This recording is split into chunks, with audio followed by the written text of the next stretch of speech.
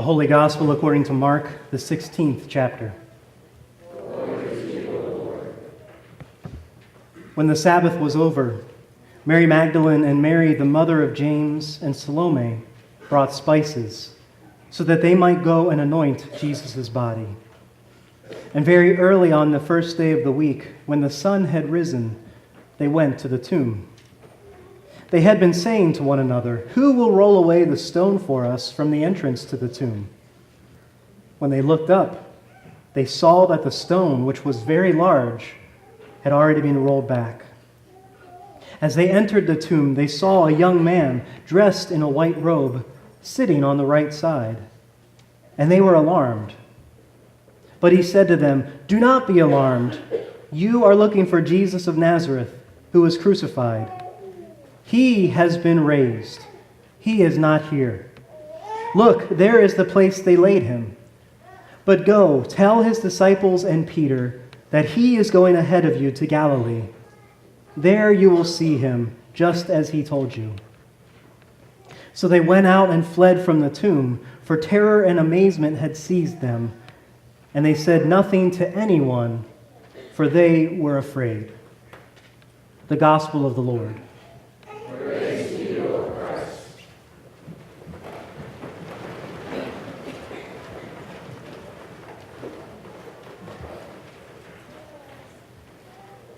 So I recently saw this news report not long ago. I'm sorry to say it doesn't make for the greatest Easter story, but it feels pertinent to what we're celebrating this day. Because reportedly, biblical scholars and historical archaeologists have been getting together, both from the United States and the Middle East, in their continued quest to learn more about these last days of Jesus after he had been executed and buried. And they have found significant evidence that Jesus may not have been risen from the tomb. A few of the things they pointed to, one is that famous and mysterious shroud they claim to have found. They've been running DNA tests and everything on it, and the experts are starting to wonder if maybe the DNA is from a woman, like a prominent woman, instead of a man. Another thing they found is evidence of a small earthquake that has occurred in that area that could have shifted the contents of many of the tombs there. And these scholars and explorers have even raised the possibility that these first disciples may have even been sent to the wrong tomb when they returned there that day, when they went to find Jesus. I thought that was interesting and kind of a little frightening because it asked the question of us, what could this Easter message mean for us if that possibility exists that Jesus did not raise from the dead? April Fools. Come on. You knew I had to do that, right? Easter on April Fool's Day. April Fool's Day on Easter, right? Trust me, I prevented a lot of stuff from happening this morning. I saw the Luther League filling the salt shakers with sugar down there at breakfast and putting sugar in the salt pack. And then I stopped the confirmation kids from putting saran wrap over the toilets. Easter could have been very different around here with all these pranks, but instead we gather to celebrate the greatest prank that God pulled, raising Jesus from the dead. Could you even imagine what would happen to us as Christians, as followers of Jesus, as children of God who were baptized into Jesus' death and resurrection, if that story about all the proof that Jesus had not been risen from the dead was true? Think of how much we would have had to change in how we understand and worship God. And then think about how much we hate to change anything. Thankfully, we can join together on this day and every day in the faith and in the hope that God truly did raise Jesus from the tomb after he had been mocked and tortured and executed and laid to rest. And yet today we can still indeed shout that Christ is risen. Christ is risen indeed. Hallelujah. I really believe we can't say that enough.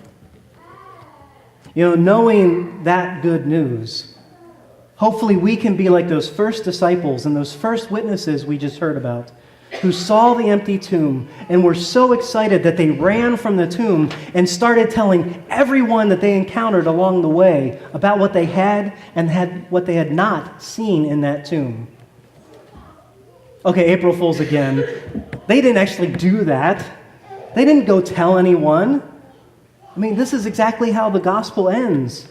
And they said nothing to anyone, for they were afraid.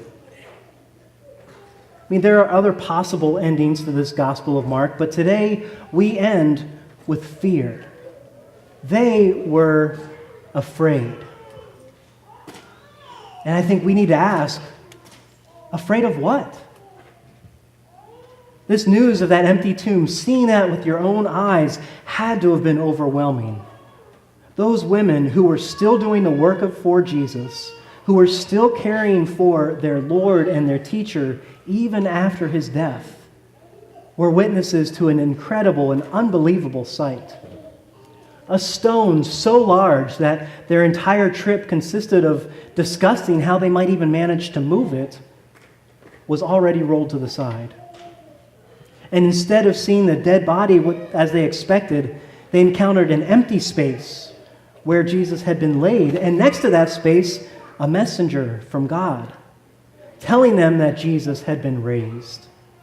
And if that wasn't enough to overwhelm them, the messenger then gave them instructions to spread the word of what they had seen, and also a reminder of where they would see Jesus again. It is no wonder they left in fear. Everything they expected to encounter at that tomb was turned upside down. Maybe they were afraid of what they had seen. Maybe they were afraid because what they had seen may not have been true. Maybe they were afraid because this news was too good to be true. Whatever their reason was, that news sent them fleeing into the world. And in that same way, this news should bring us the same amount of terror and amazement that it brought those women on that first Easter day. And we should find ourselves fleeing into the world. This is Easter's good news, that Christ is still alive, that death is no longer final, and that God loved us so much that God, through Jesus, joined us in our suffering. That tomb is empty. That is Easter good news. But the good news does not end there. Even though the gospel story today ends with those women, those first witnesses, leaving the empty tomb in fear, we heard that promise that they left there with. The promise was the last thing that messenger told those women. He said, "Go, tell his disciples and Peter that Jesus is going ahead of you to Galilee. There you will see him, just as he told you." That's the message that they were sent with. And that is the promise that we are still given today, that Jesus goes ahead of us and that we will see him again. It feels like it'd be helpful to think of living our life in the way that we live on Holy Saturday, the day we had yesterday.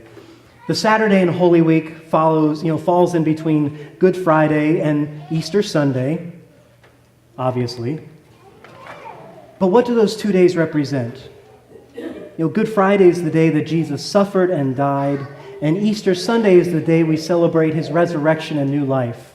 And in between those 2 days is waiting.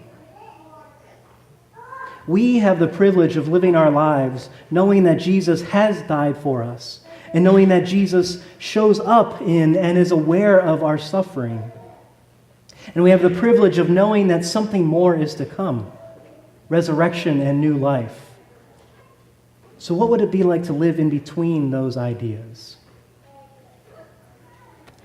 This past year, we were distant witnesses to many hurricanes and storms that affected so many in this country.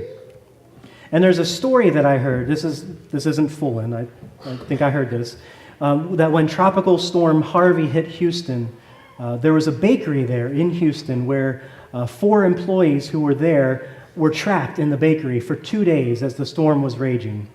They were there obviously worrying about their families because they couldn't get to them. They were worried about the rising floodwaters, that it could get worse for them.